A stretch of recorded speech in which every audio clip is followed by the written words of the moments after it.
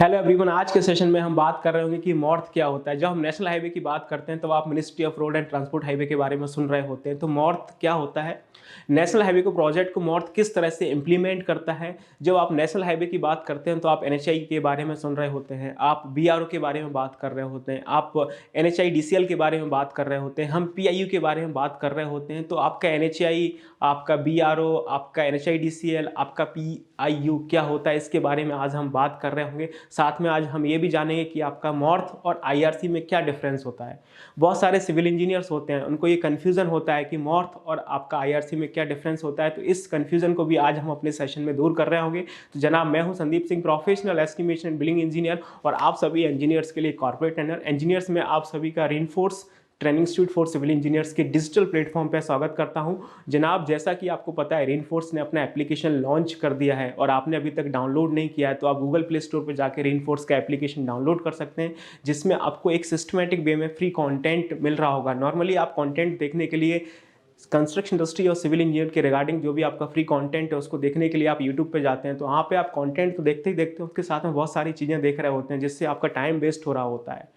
तो आप रेनफोर्स का एप्लीकेशन डाउनलोड करिए, जिसमें आपको कंस्ट्रक्शन इंडस्ट्री के रिगार्डिंग फ्री कंटेंट मिल रहा होगा एक सिस्टमेटिक वे में।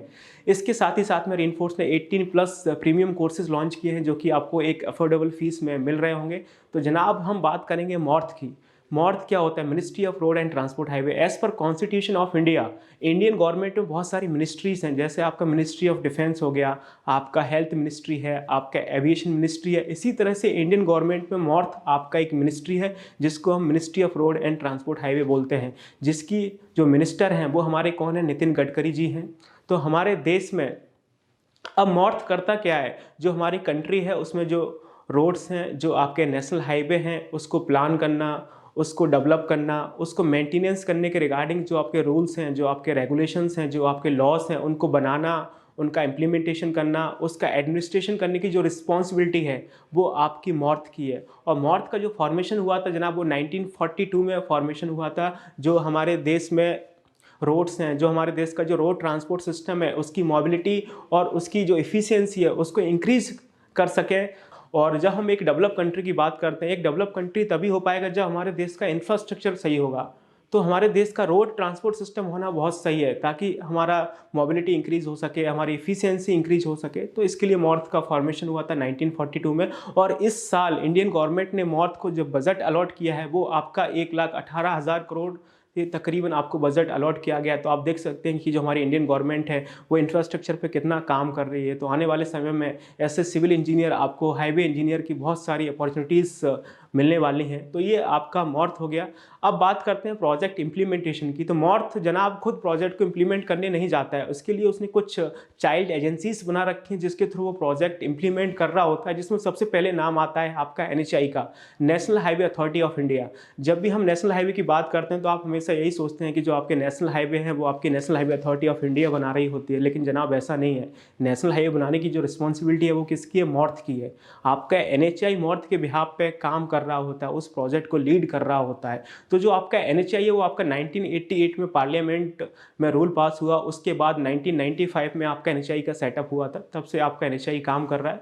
और हमारे देश में इतना लंबा चौड़ा आपका हाईवे का नेटवर्क है जिसमें more than 50,000+ kilometre national highway को मैनेज करने की जो रिस्पॉन्सिबिलिटी है वो आपके एनएचआई की है। इसके लिए इस साल एनएचआई को मोर देन 60,000+ करोड़ का बजट अलॉट किया गया। जो बड़े वैल्यू के प्रोजेक्ट होते हैं वो आपका एनएचआई करती है, जो आपके हाई वैल्यू के प्रोजेक्ट हैं, मेगा बजट के प्रोजेक्ट हैं, वो आपका एनएचआई डील कर रही होती है, national highway authority of India. Next हम बात करने वाले हैं एनएचआईडीसीएल की। एनएचआईडीसीएल, अब ये एनएचआईडीसीएल होता क्या है, national highway infrastructure corporation development limited.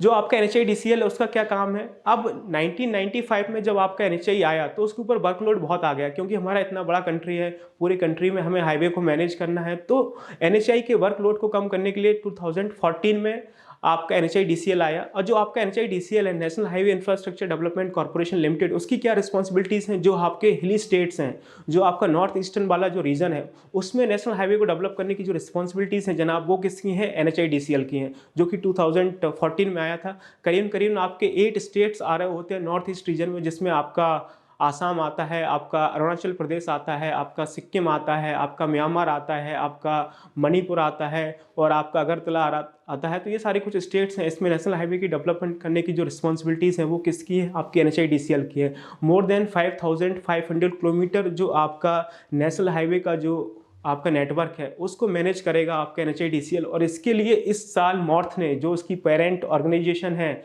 NHIDCL की, उसको 10,000 प्लस करोड़ का बजट अलॉट किया था। आई होप कि आपको समझ में आया हो कि NHIDCL क्या होता है। नेक्स्ट हम बात करेंगे BRO के बारे में। BRO मीन्स ब्रो, वो वाला ब्रो नहीं है। ये क्या है? BRO, border road organisation. जनाब जो आपका BRO है मीन्स जो हमारी नेबरिंग कंट्री हैं, जैसे आपका पाकिस्तान है, आपका चाइना है, आपका नेपाल है, आपका भूटान है, बांग्लादेश है, इनके साथ जो रोड बनाने का जो काम है वो आपका BRO के पास है। इसकी जो पेरेंट ऑर्गेनाइजेशन है वो आपका मॉर्थ नहीं है। इसकी जो पेरेंट ऑर्गेनाइजेशन है वो है आपका मिनिस्ट्री ऑफ डिफेंस, जिसके अंतर्गत आपका BRO काम कर रहा होता है। और अभी तक BRO आपका मोर देन 50,000 प्लस किलोमीटर आपका रोड बना चुका है। तो बॉर्डर पे जो रोड बनाने का काम है ताकि आप इंडिया से पाकिस्तान जा सकें, आप इंडिया से चाइना जा सकें, आप इंडिया से भूटान जा सकें, वो रिस्पॉन्सिबिलिटी BRO की है, बॉर्डर रोड ऑर्गेनाइजेशन की। नेक्स्ट हम बात करने वाले हैं किसकी? PIU, project implementation unit. जो आपकी छोटी वैल्यू के प्रोजेक्ट होते हैं उसको मॉर्थ खुद एग्जीक्यूट कर रहा होता है। मतलब इतना बड़ा कंट्री है, इतनी बड़ी कंट्री में मॉर्थ के इतने सारे प्रोजेक्ट चल रहे होते हैं, तो सबको सुपरवाइज करने के लिए मॉर्थ ने क्या किया है, कुछ स्टेट में अपने ऑफिस सेटअप कर रखे हैं जिसको हम बोलते हैं प्रोजेक्ट इम्प्लीमेंटेशन यूनिट, PIU। तो जो छोटी वैल्यू के प्रोजेक्ट होते हैं वो मॉर्थ खुद करता है और उसको सुपरवाइज करने के लिए बाकी जो सारे प्रोजेक्ट्स चल रहे हैं उसको सुपरवाइज करने के लिए आपकी जो मॉर्थ है उसने PIU सेटअप कर रखा है जिसको हम प्रोजेक्ट इम्प्लीमेंटेशन यूनिट बोलते हैं। जनाब आई होप कि आपको ये समझ में आया हो। नेक्स्ट हम बात करेंगे आपका मॉर्थ और आपका IRC में क्या डिफरेंस है।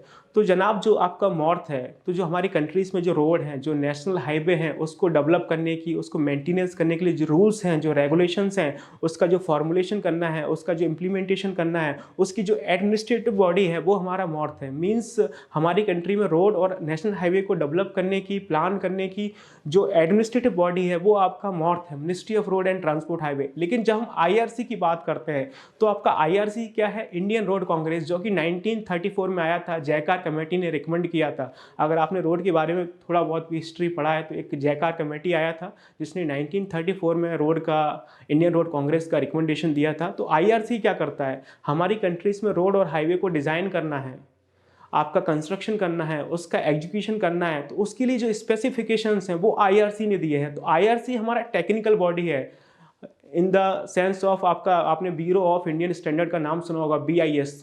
तो उसके अंतर्गत आपका जो IRC है वो आपका एक IS कोड है जो आपको स्पेसिफिकेशंस देता है कि हमारी कंट्री में जो रोड हैं, जो हाईवेज हैं, उसकी डिज़ाइनिंग कैसे होगी, उसका कंस्ट्रक्शन कैसे होगा। तो उसके लिए आपका IRC है। तो IRC एक आपका टेक्निकल बॉडी है, ठीक है। और जो आपका मॉर्थ है वो आपका क्या है? एडमिनिस्ट्रेटिव बॉडी है। तो ये इन दोनों में बेसिक डिफरेंस है। आई होप कि जनाब आपको ये समझ में आया हो। और जनाब नेक्स्ट हम बात करने वाले हैं अपने कोर्सेज को लेके। तो रेनफोर्स ने अपने एप्लीकेशन पे 18 प्लस इंडिविजुअल कोर्सेज लॉन्च कर रखे हैं एक अफोर्डेबल फीस में। और अफोर्डेबल फीस तो है ही, साथ में आपका दिवाली का ऑफर चल रहा है, स्टूडेंट्स की डिमांड पे हमने उसको एक्सटेंड कर दिया था। तो जितने भी आपके इंडिविजुअल कोर्सेज हैं उस पर आपको 15% ऑफ मिल रहा है यदि आप कूपन कोड RQST15 यूज़ करते हैं। तो जितने भी आपके इंडिविजुअल कोर्सेज हैं, 18 प्लस कोर्सेज हैं, उस पर आपको 15% ऑफ मिलेगा।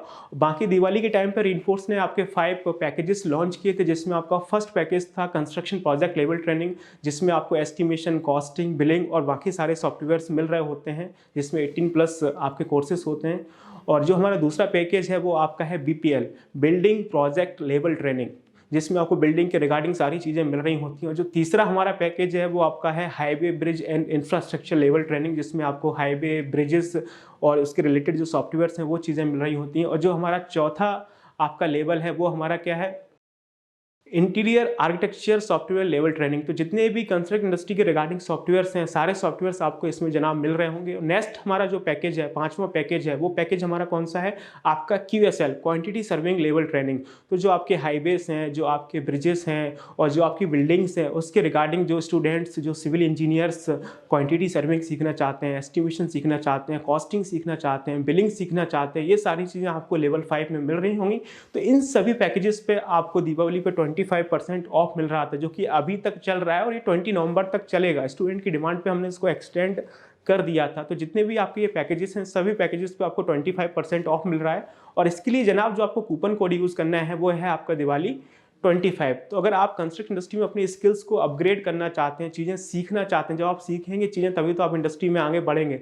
तो इसके लिए आप ये कोर्स परचेस कर सकते हो। और मैं ये नहीं बोल रहा हूँ कि आप डायरेक्टली जाके कोर्स परचेस करें, पहले आप हमारी एप्लीकेशन पे जाएँ, कोर्स का कंटेंट देखें कि कोर्स में आपको क्या क्या कंटेंट मिल रहा है, किस सॉफ्टवेयर में आपको क्या क्या चीज़ें सीखने को मिल रही हैं, और जो भी आपके एस्टिमेशन कॉस्टिंग के जो कोर्सेस हैं उसमें आपको क्या क्या चीज़ें सीखने को मिल रही हैं, उसमें कितने आपको वीडियोस मिल रहे हैं, उसमें कितना आपका हावर्स है, क्या क्या आपको उसमें स्टडी मटेरियल मिल रहा है, कौन कौन से नोट्स मिल रहे हैं, उसमें क्या एक्सेल सीट्स हैं, क्या ड्राइंग्स हैं, ये सारी चीज़ें देखें, एनालिसिस करें। उसके बाद देखेंगे कि आपको कितना क्वालिटी कंटेंट मिल रहा है एक आपको अफोर्डेबल फीस में, तो वो आप वहाँ से जाके परचेस कर सकते हैं। जनाब आई होप कि आपको ये वीडियो अच्छा लगा हो। अगर आपको ये वीडियो अच्छा लगा है तो आप इसे लाइक करिए, अपने फ्रेंड्स के साथ शेयर करिए, और आपने अभी तक हमारे चैनल को सब्सक्राइब नहीं किया है तो आप चैनल को सब्सक्राइब कर लीजिए। तो इसी तरह से क्वालिटी कंटेंट आपको मिलता रहेगा।